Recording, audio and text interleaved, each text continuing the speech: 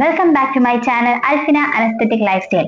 നമുക്ക് ആദ്യം ഒരു വോയിസ് കേട്ടിട്ട് വന്നാലോ. നിങ്ങൾ തംബ്നെയിൽ കണ്ടിട്ടുണ്ടാവും B Pharm, M Pharm, Pharm D Pharm, ഇങ്ങനെ എല്ലാം പറഞ്ഞിട്ട് കൺഫ്യൂഷൻ ആയിട്ടായിരിക്കും ഈ വീഡിയോയ്ക്കകത്ത് കയറിയിട്ടുണ്ടാവുന്നത്. അപ്പൊ നമുക്ക് ആദ്യം ഒരാളുടെ എക്സ്പീരിയൻസ് ഒരു ചെറിയൊരു വോയിസ് ക്ലിപ്പ് ആദ്യം കേട്ടിട്ട് വരാം. ഇവിടെ +2 കഴിഞ്ഞതിന് ശേഷം നമ്മൾ അക്ഷയയിൽ നമുക്ക് ഇതിൻ്റെ പാരാമെഡിക്കലിൻ്റെ കൊടുക്കാനുള്ള ഓപ്ഷൻ അലോട്ട്മെൻറ്റ് വരും. അപ്പോൾ നമ്മൾ അക്ഷയ പോയതിന് ശേഷം നമ്മൾ LBS വഴി നമുക്ക് അപ്ലൈ ചെയ്യാൻ പറ്റും. ഡിപ്ലോമയാലും ബാച്ചലർ ഓഫ് ഡിഗ്രി ആയാലും അങ്ങനെയാണ്. പിന്നെ ബാച്ചലർ ഓഫ് ഡിഗ്രിയിൽ നമ്മൾ ബിഫാം പഠിക്കുന്ന സമയത്ത് ഞാൻ പഠിച്ച സമയത്ത് നമുക്ക് എൻട്രൻസ് എഴുതിയിട്ടാണ് പിള്ളേരെ കെട്ടിക്കൊണ്ടിരുന്നത്. പിന്നെ ഡിപ്ലോമ നമ്മൾ അപ്ലൈ ചെയ്യുമ്പോഴത്തേക്ക് സീറ്റ് അനുസരിച്ചാണ് നമുക്ക് +2 നമ്മൾ അപ്ലൈ ചെയ്യില്ല. അതുപോലെ സീറ്റ് അനുസരിച്ചാണ് ഇതിൽ പറഞ്ഞത്. ആദ്യം നമുക്ക് റാങ്ക് ഇടും. അപ്പോൾ റാങ്ക് അനുസരിച്ചാണ് നമുക്ക് സീറ്റ് കിട്ടുന്നത് ഇതിൽ.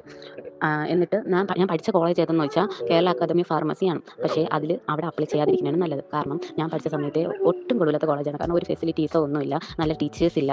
കാരണം ഞങ്ങളെ പഠിപ്പിച്ചുകൊണ്ടിരിക്കുന്ന ടീച്ചേഴ്സ് ഒരു മാസം പോലെ തികച്ച് നിൽക്കില്ല. അവിടെ ശമ്പളം കിട്ടില്ല എന്ന് പറഞ്ഞാൽ അവർ പോകും. അപ്പോൾ നമ്മൾ അവർ ആ മെത്തേഡ് പഠിച്ചുകൊണ്ട് വന്നിട്ട് വേറൊരാൾ വരുമ്പോഴത്തേക്ക് നമ്മൾ പഠിച്ചുകൊണ്ടിരുന്ന ഒരു ഇതങ്ങ് പോകും. അതുപോലെ തന്നെ വേറെ ഫെസിലിറ്റീസ് ലാബിലായാലും ചില സമയത്ത് ചില സാധനങ്ങൾ കാണൂല. അങ്ങനെ ഒരുപാട് പ്രശ്നങ്ങളുണ്ട്.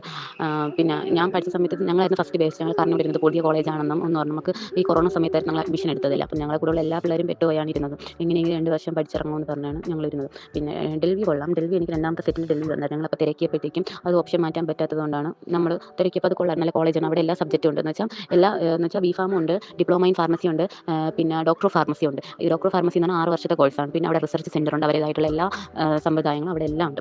പിന്നെ അതുകൊണ്ട് തന്നെ പഠിക്കാനെന്ന് വെച്ചാൽ പഠിക്കാൻ ഇഷ്ടം പോലെ ഉണ്ട്. തലകുത്തി നിന്നാലേ പഠിച്ച് നമുക്ക് എക്സാം എഴുതാൻ പറ്റുള്ളൂ. അപ്പൊ നിങ്ങൾ എല്ലാവരും വോയിസ് കേട്ടില്ലേ? അപ്പൊ ഞാനൊരു അനസ്തീഷ്യ ടെക്നോളജിസ്റ്റ് ആയതുകൊണ്ട് ഈ കോഴ്സിനെ പറ്റിയിട്ട് പറയുമ്പോൾ എല്ലാ കാര്യങ്ങളും എൻക്വയറി ചെയ്തിട്ട് സത്യസന്ധമായിട്ടാണോ പറയുന്നത് എന്നൊരു സംശയം നിങ്ങൾക്ക് എന്തായാലും ഉണ്ടാവും. അതുകൊണ്ടാണ് നമ്മുടെ കയ്യിൽ പ്രൂഫും കാര്യങ്ങളും ഒക്കെ കിട്ടിയതിനു ശേഷം മാത്രമേ നമ്മൾ കോഴ്സസിനെ പറ്റിയിട്ടുള്ള ഡീറ്റെയിൽസ് നമ്മുടെ ചാനലിൽ ഇടുന്നുള്ളൂ. അപ്പൊ ഈ കുട്ടിയുടെ ഫുൾ ആയിട്ടുള്ള എക്സ്പീരിയൻസ്, ആള് കോഴ്സ് കഴിഞ്ഞ് ഇറങ്ങി ഇപ്പൊ ജോലി ചെയ്യുവാണ്. ആളുടെ ഫുൾ എക്സ്പീരിയൻസ് നമ്മൾ ഈ വീഡിയോയിലൂടെ പറയുന്നതായിരിക്കും. ആദ്യത്തെ 2 മിനിറ്റ് വോയിസ് ആയിരുന്നു നിങ്ങൾ ഇപ്പോൾ കേട്ടോണ്ടിരുന്നത്. ഇനി നമുക്ക് +2 കഴിഞ്ഞ് നിൽക്കുന്ന സ്റ്റുഡൻസിലേക്ക് ഈ കോഴ്സസിനെ പറ്റിയിട്ടുള്ള എല്ലാ വിവരങ്ങളും നമ്മൾ ഇന്നിപ്പോ പറയാൻ പോവുകയാണ്. ഫസ്റ്റ് നമുക്ക് ഈ 4 കോഴ്സസിനെയും പരിചയപ്പെടാം. B farm, bachelor of pharmacy; D pharm, diploma in pharmacy; M farm, masters in pharmacy; Pharm D. നമ്മുടെ നാട്ടില് ഇപ്പൊ ഇതൊക്കെ പഠിച്ചു കഴിഞ്ഞാലും ആൾക്കാർ പറയുന്നത് എന്താണ്? മെഡിക്കൽ സ്റ്റോറിൽ മരുന്നെടുത്ത് കൊടുക്കാൻ വേണ്ടിയിട്ടല്ലേ ഇവർ ഇതൊക്കെ പഠിക്കുന്നത് എന്നുള്ളതാണ്. മെഡിക്കൽ സ്റ്റോറിൽ ഏതെങ്കിലും മരുന്ന് ആർക്കെങ്കിലും എന്തെങ്കിലും എടുത്തു കൊടുത്താൽ മതിയോ? അപ്പൊ അതിനെപ്പറ്റി ഒരുപാട് പഠിക്കാനുള്ളത് കൊണ്ടാണല്ലോ ഇത്രയും കോഴ്സ് ഇവിടെ വന്നിരിക്കുന്നത്. അപ്പൊ ഫസ്റ്റ് നമുക്ക് ബാച്ചിലർ ഓഫ് ഫാർമസി എന്നതിനെ പറ്റിയിട്ട് നോക്കാം. ബാച്ചിലർ ഓഫ് ഫാർമസി എന്ന് പറയുന്നത് 4 ഇയർ ഡിഗ്രി കഴിഞ്ഞാൽ നിങ്ങൾക്ക് മാസ്റ്റർ ഇൻ ഫാർമസി എടുക്കാൻ സാധിക്കുന്നതായിരിക്കും. അപ്പൊ കുറച്ചു പേരുടെ ഡൗട്ടാണ്, ബാച്ചിലർ ഇൻ ഫാർമസി എന്ന് പറയുന്നത് 4 വർഷത്തെ കോഴ്സാണ്, മാസ്റ്റർ ഇൻ ഫാർമസി എന്ന് പറയുന്നത് 2 വർഷത്തെ കോഴ്സാണ്, മൊത്തം 6 വർഷമായില്ലേ? അപ്പൊ ബാക്കിയുള്ളവരുടെ ഡൗട്ടാണ് ഫാം ഡി കോഴ്സിനെ പറ്റിയിട്ടുള്ളത്. ഫാം ഡി കോഴ്സും 6 വർഷത്തെ കോഴ്സാണ്. അപ്പോൾ ഈ bachelor in pharmacy and master in pharmacy ഒരുമിച്ച് പഠിച്ച 6 വർഷത്തെ കോഴ്സും ഫാം ഡി എന്ന് പറയുന്ന 6 വർഷത്തെ കോഴ്സും തമ്മിൽ ഒരേപോലെയാണോ, ഡിഫറൻസ് ഉണ്ടോ എന്നുള്ളത്? അതിലെല്ലാത്തിലും ഡിഫറൻസ് ഉണ്ട് കേട്ടോ. ഇത് രണ്ടും സെയിം അല്ല എന്നതാണ് ഒന്നാമത്തെ കാര്യം. ഇപ്പൊ ഞാൻ വോയിസ് കേൾപ്പിച്ചത് ഡിപ്ലോമ ഇൻ ഫാർമസി എടുത്ത ഒരു കുട്ടിയുടെയാണ്.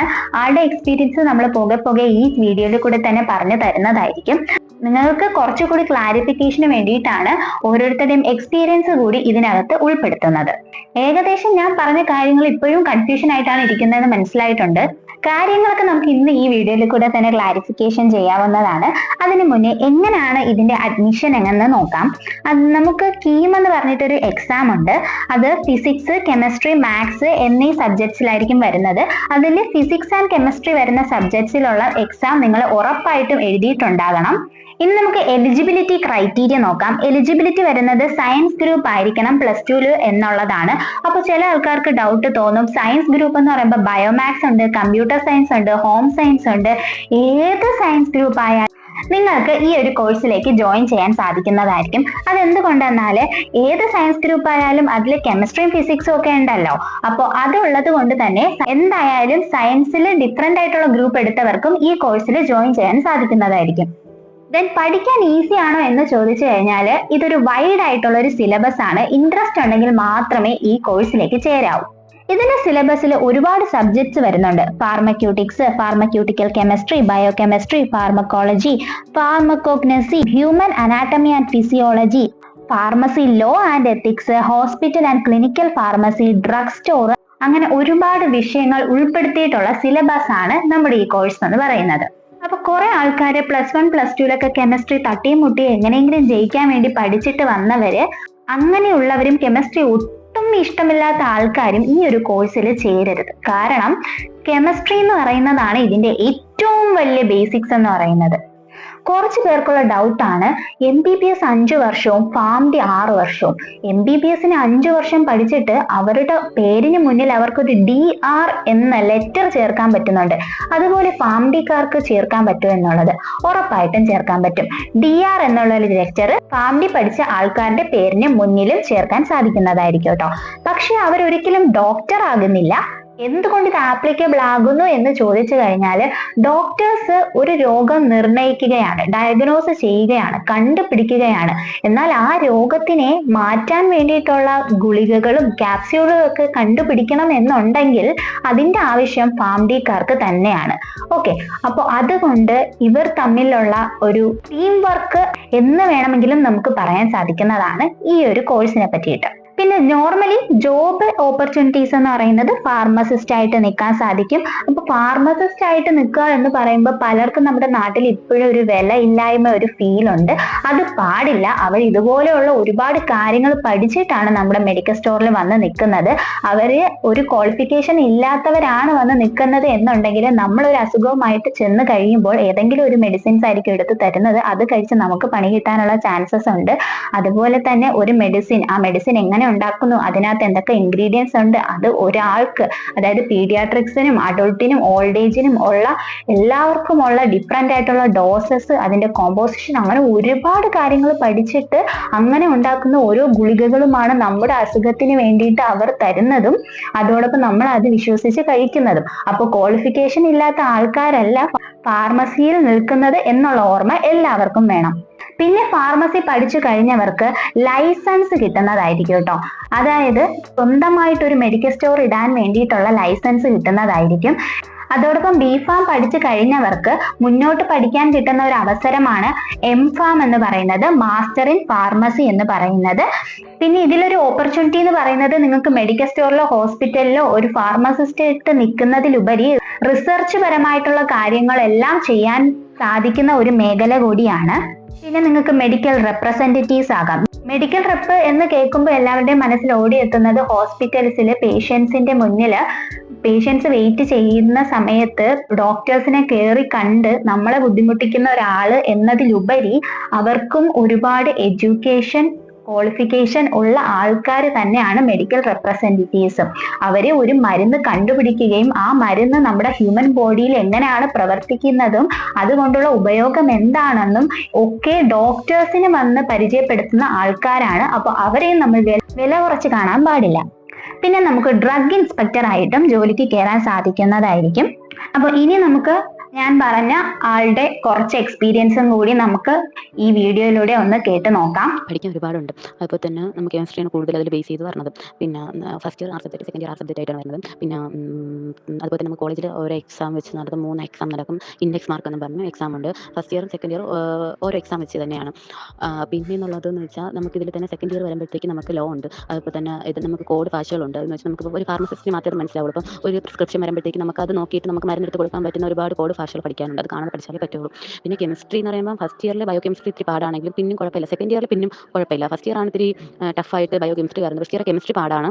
പക്ഷേ സെക്കൻഡ് ഇയർ വന്നപ്പോൾ കുഴപ്പമില്ലായിരുന്നു. ബയോ കെമിസ്ട്രി ഇല്ലായിരുന്നു. അല്ലാതെ ഫാർമസ്യൂട്ടിക്കൽ കെമിസ്ട്രി ആയിരുന്നു ഉണ്ടായിരുന്നത്. അതെന്ന് വെച്ചാൽ അത് ഓർഡർ അങ്ങനത്തെ കളറിലും ഇതൊക്കെ ഉണ്ട്, ചെയിൻ അങ്ങനെയുള്ള സംഭവങ്ങളെല്ലാം ഉണ്ട്. പിന്നെ വരുന്നതെന്ന് പറയുമ്പോഴത്തേക്കും ജോലി വരുന്നത് നമ്മളിപ്പം ഈ 2 വർഷം പഠിച്ച് നമുക്ക് ഫസ്റ്റ് ഇയർ തന്നെ ഫസ്റ്റ് ഇയറിൻ്റെ റിസൾട്ട് വരും. അതിൽ നമുക്ക് ഏതെങ്കിലും പോകുന്നുണ്ടെങ്കിൽ നമ്മൾ അപ്പം തന്നെ അതിനുള്ള ഇത് വരും, സപ്ലൈ വരും, അല്ലെങ്കിൽ ഇമ്പ്രൂവ്മെൻറ്റ് കൊടുക്കാം. പിന്നെ അത് കഴിഞ്ഞിട്ട് നമ്മൾ അത് രണ്ട് നമുക്ക് ഒത്ത് പഠിക്കേണ്ടി വരും ഇപ്പോൾ സെക്കൻഡ് ഇയറും കൂടി. പിന്നെ സെക്കൻഡ് ഇയർ കയറുമ്പോഴത്തേക്ക് ഇതുപോലെ നമുക്ക് വന്നാൽ ഇത് 3 ചാൻസ് എന്തോ ഉള്ളൂ ഇത് നമുക്ക് എഴുതിയെടുക്കാനായിട്ട്. ഈ 3 ചാൻസിൽ എഴുതിയെടുത്തില്ല എന്നുണ്ടെങ്കിൽ നമ്മൾ ഇയർ ഔട്ടായി പോകും. ഫസ്റ്റ് ഇയർ ആയാലും അങ്ങനെ തന്നെ. ഫസ്റ്റ് ഇയർ നമുക്ക് 3 ചാൻസ് തരുള്ളൂ. ഈ 3 ചാൻസിൽ നമ്മൾ എഴുതിയിട്ടില്ലെങ്കിൽ നമുക്ക് സെക്കൻഡ് ഇയറിലോട്ട് കയറാൻ പറ്റില്ല. അപ്പോൾ സെക്കൻഡ് ഇയർ നമുക്ക് ഇയർ ഔട്ടായി പോകണമെങ്കിൽ നമ്മൾ ഒന്നിനും പിന്നെ പഠിച്ച് എഴുതേണ്ടി വരും.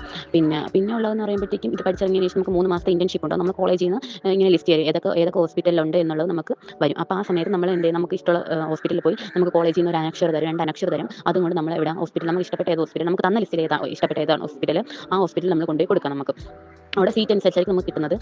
പിന്നെ ഉള്ള പ്രൈവറ്റിൽ നമുക്ക് പോകാം. പ്രൈവറ്റിൽ പിന്നെ അങ്ങോട്ട് നമ്മൾ പൈസ കൊടുക്കണം നമ്മൾ നിന്ന് ചെയ്യണമെന്നുണ്ടെങ്കിൽ. വേണമെന്നുണ്ടെങ്കിൽ. അത് കഴിഞ്ഞതിന് ശേഷം നമ്മൾ ഇതിറങ്ങിയതിനൊക്കെ ശേഷം റിസൾട്ട് പറഞ്ഞത്. അപ്പോൾ ഈ സമയത്ത് നമുക്കിപ്പോൾ വേണമെന്നുണ്ടെങ്കിൽ അത്യാവശ്യം നമുക്ക് എവിടെയെങ്കിലും മെഡിക്കൽ ഫാർമസിയിൽ നമുക്ക് പോയി നിൽക്കാൻ പറ്റും. കാരണം നമുക്കൊരു ട്രെയിനി ആയിട്ട് നിൽക്കാൻ പറ്റും. പക്ഷേ ട്രെയിനി ആയിട്ട് നിൽക്കുമ്പോൾ നമുക്ക് ശമ്പളം അങ്ങനെ ഒന്നും കിട്ടില്ല. ചിലപ്പം ഒരു ദിവസം 100 രൂപ, നമുക്ക് 200 രൂപ, ചിലപ്പോൾ അങ്ങനെ. എന്ന് വെച്ചാൽ ട്രെയിനി ആയിട്ട് നമ്മൾ പഠിക്കാൻ വേണ്ടി നമ്മളെ ആവശ്യത്തിന് നമുക്ക് പോയി പഠിക്കാൻ പറ്റും നമുക്ക്. അത് കഴിഞ്ഞ് നമുക്ക് ആ സമയം ഈ ഗ്യാപ്പ് നമ്മൾ പഠിച്ചാൽ ഈ ഗ്യാപ്പിലൊക്കെ നമുക്ക് അങ്ങനെ നിൽക്കാം. അത് കഴിഞ്ഞതിന് ശേഷം നമുക്ക് ഇത് പറഞ്ഞു ഇന്റേൺഷിപ്പ് പറഞ്ഞു. ആ സമയത്ത് ഇന്റേൺഷിപ്പിന് പോകുമ്പോഴത്തേക്കും നമുക്ക് പോകാൻ പറ്റില്ല. അത് കഴിഞ്ഞതിന് ശേഷം നമുക്ക് എവിടെയെങ്കിലും കയറാൻ പറ്റും. അത് കഴിഞ്ഞ് അത് റിസൾട്ട് വരുമ്പോൾ തന്നെ നമുക്ക് സർട്ടിഫിക്കറ്റ് വരും. സർട്ടിഫിക്കറ്റ് വന്നതിന് ശേഷം നമ്മൾ ഫാർമസി കൗൺസിലിൽ പോകും. ഫാർമസി കൗൺസിലിൽ പോയിട്ട് നമ്മൾ അപ്ലൈ ചെയ്യാൻ പറ്റും. ലൈസൻസിന് വേണ്ടിയിട്ട് അപ്ലൈ ചെയ്യാം. ലൈസൻസ് ഒരു 1.5 മാസം 2 മാസം അടുപ്പിച്ചാവും നമുക്ക് ലൈസൻസ് നമ്മുടെ കയ്യിൽ വരും. ലൈസൻസ് കിട്ടിയാൽ പിന്നെ പേടിക്കേണ്ട, നമ്മുടെ ശമ്പളമേ മാറും. പിന്നെ നമ്മൾ ഇത്രയും ദിവസം നിന്നെന്ന് പറഞ്ഞാൽ എക്സ്പീരിയൻസ് കൂടി ഉണ്ടെന്ന് പറയുമ്പോൾ നമുക്ക് ശമ്പളം എന്തായാലും മാറും. കാരണം എന്ന് വെച്ചാൽ നമ്മുടെ ലൈസൻസും പിന്നെ നമ്മൾ എത്രത്തോളം നമുക്ക് എക്സ്പീരിയൻസ് ഉണ്ടെന്നാണ് ഈ ഫീൽഡിൽ. എല്ലാ ഫീൽഡിലും അങ്ങനെ, പക്ഷേ ഈ ഫീൽഡിൽ കുറച്ചും കൂടി അങ്ങനെ നമ്മൾ എക്സ്പീരിയൻസ് ആണ് കുറച്ച് കൂടുതൽ നോക്കുന്നത്. അതുകൊണ്ട് നമ്മൾ പഠിച്ചിറങ്ങിയ ശേഷം വീടിൻ്റെ അടുത്തുള്ള ഏതെങ്കിലും മെഡിക്കൽ ഷോപ്പിൽ കയറാൻ നോക്കണം. അപ്പോൾ നമുക്ക് അത്യാവശ്യം മെഡിസിൻസിനെ കുറിച്ചൊക്കെ അറിയാൻ പറ്റും. പിന്നെ എടുത്ത് കൊടുക്കാൻ നമുക്ക് സ്പീഡും വരും. പിന്നെ ഇന്റേൺഷിപ്പ് കൂടി ആകുമ്പോൾ പക്കാത്തറിയാവും. പിന്നെ ആ സമയത്ത് നമുക്ക് ഇത് വരും, റിസൾട്ട് വരും. ഇന്റേൺഷിപ്പ് ചെയ്തുകൊണ്ടിരിക്കുന്ന സമയത്ത് തന്നെ റിസൾട്ട് വരും. അപ്പോൾ റിസൾട്ട് വരുമ്പോൾ തന്നെ നമ്മൾ ഇതും കൊണ്ട് നമ്മൾ സർട്ടിഫിക്കറ്റ് ഇട്ട് അതുകൊണ്ട് തന്നെ നമ്മൾ ഫാർമസി കൗൺസിൽ പോകണം. അത് എവിടെയെന്ന് പറയുമ്പോൾ ഈ ജനറൽ ഹോസ്പിറ്റലിൻ്റെ താഴെയായിട്ടാണ് ഈ ഫാർമസി കൗൺസിൽ വരുന്നത്. അപ്പോൾ അവിടെ പോയതിന് ശേഷം നമ്മൾ അപ്പത്തിന് 1.5-2 മാസം പിടിക്കും നമുക്ക് ലൈസൻസ് കൈ വരാനായിട്ട്. അത് വന്നതിന് ശേഷം നമുക്ക് കുറച്ചും കൂടി ശമ്പളം അപ്പം മാറും. 15 നമ്മൾ ഓഫർ ചെയ്യുന്ന പൈസ ചിലപ്പോൾ ചിലർക്ക് കിട്ടും. കാരണം എന്ന് വെച്ചാൽ 15, 16, 20 എന്തായാലും കിട്ടും. കാരണം നമുക്ക് എക്സ്പീരിയൻസ് ഉണ്ടല്ലോ, നമുക്ക് മെഡിസിൻസ് പെട്ടെന്ന് എടുത്ത് കൊടുക്കാൻ പറ്റും എന്നൊക്കെ പറയുമ്പോഴത്തേക്ക് നമുക്ക് അറിയാമല്ലോ. ഒരു ഇൻ്റർവ്യൂ ഒക്കെ നടത്തുമ്പോൾ നമ്മൾ നല്ല പക്കത്തറയാണെങ്കിൽ നമുക്ക് എന്തായാലും നമ്മൾ പറയുന്ന സാലറിനെ അവർ നമുക്ക് തരും.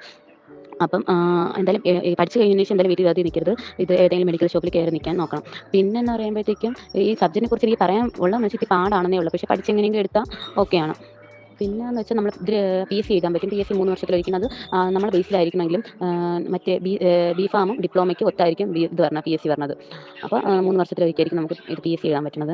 പിന്നെ മുമ്പൊക്കെ ആണെങ്കിൽ ലൈസൻസ് നമുക്ക് വീട്ടിൽ കൊടുത്തിട്ട് വീട്ടിൽ ഇരുന്ന് നമുക്ക് മാസം പൈസ കിട്ടുമെന്ന് അങ്ങനെ ഉണ്ടായിരുന്നു. പക്ഷേ ഇപ്പം ഈ ഡ്രഗിൻ്റെ ഇതൊക്കെ വന്നതിന് ശേഷം അങ്ങനെ കൊടുക്കുക എല്ലാവരും പഠിക്കും. കാരണം നമ്മുടെ പേരിലാണല്ലോ കട പറഞ്ഞാൽ ലൈസൻസ് വരാൻ പറ്റും. അപ്പോൾ നമ്മൾ എന്നും സ്റ്റോക്ക് നമ്മൾ വീട്ടിൽ ഇരുന്നാൽ നമ്മൾ സ്റ്റോക്ക് അന്വേഷിക്കാൻ പോകണം. പിന്നെ എന്തെങ്കിലും ഇത് എമർജൻസി ആയിട്ടോ അങ്ങനെ എന്തെങ്കിലും വരണമെങ്കിൽ നമ്മൾ അപ്പോൾ തന്നെ ഓടിയെത്തണം. അതൊക്കെ വരുമ്പോഴത്തേക്കും മിക്കവരും ഇപ്പം ലൈസൻസ് കൊടുക്കാൻ വേണ്ടി മടിക്കും.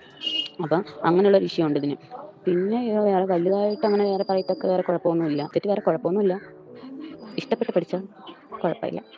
പിന്നെ ലാബൊന്നും കൊള്ളാം. ലാബൊക്കെ കുഴപ്പമില്ല കേട്ടോ. ഫസ്റ്റ് ഇയർ സെക്കൻഡ് ഇയർ ലാബൊക്കെ സൂപ്പർ ലാബാണെന്ന് വെച്ചാൽ നമുക്ക് മനസ്സിലാക്കി എല്ലാം ചെയ്യാൻ പറ്റും. തിയറി പോലെ അല്ല, പ്രാക്ടിക്കൽ എല്ലാം നല്ല രസമെന്ന് വെച്ചാൽ നമുക്ക് ചെയ്യാനായിട്ട് നല്ല എളുപ്പമാണ് എല്ലാ പ്രാക്ടിക്കൽസ് എല്ലാം. അപ്പോൾ ഏകദേശം കാര്യങ്ങളൊക്കെ വ്യക്തമായെന്ന് വിശ്വസിക്കുന്നു. എന്തെങ്കിലും ഡൗട്ട്സ് ഉണ്ടെങ്കിൽ നിങ്ങൾക്ക് ചോദിക്കാവുന്നതാണ്. സോളിഡ് ആയിട്ടുള്ള ഒരു നോളജ് കെമിസ്ട്രിയിൽ ഉണ്ടെങ്കിൽ മാത്രമേ ആ ഒരു സബ്ജക്റ്റിനെ ഇഷ്ടമുള്ളവർ മാത്രമേ ഈ കോഴ്സ് ചൂസ് ചെയ്യാവൂ. അപ്പൊ ഞാൻ പറഞ്ഞ കാര്യങ്ങളെല്ലാം മനസ്സിലായെന്ന് വിശ്വസിക്കുന്നു. പറഞ്ഞ കാര്യങ്ങളെല്ലാം മനസ്സിലായിട്ടുണ്ടെങ്കിൽ മാത്രം ഒന്ന് ലൈക്ക് ചെയ്യുക. അതോടൊപ്പം ഈ സബ്ജക്റ്റിനെ പറ്റിയിട്ട് അന്വേഷിച്ച് നടക്കുന്ന നിങ്ങളുടെ കൂട്ടുകാരിലേക്ക് ഈ വീഡിയോ ഒന്ന് ഷെയർ ചെയ്ത് കൊടുക്കുക. അതോടൊപ്പം സബ്സ്ക്രൈബ് ചെയ്ത് സപ്പോർട്ട് ചെയ്യാം കേട്ടോ. ഇനി ഏതെങ്കിലും കോഴ്സസിനെ പറ്റിയിട്ട് നിങ്ങൾക്ക് എടുത്തു തരണം എന്നുണ്ടെങ്കിൽ അതുകൂടി ഒന്ന് കമന്റ് സെക്ഷനിൽ പറയാം. അപ്പൊ നെക്സ്റ്റ് വീഡിയോയുമായിട്ട് നമുക്ക് ഉടനെ തന്നെ കാണാം. അതുവരേക്കും ഓക്കെ, ബൈ, താങ്ക് യു.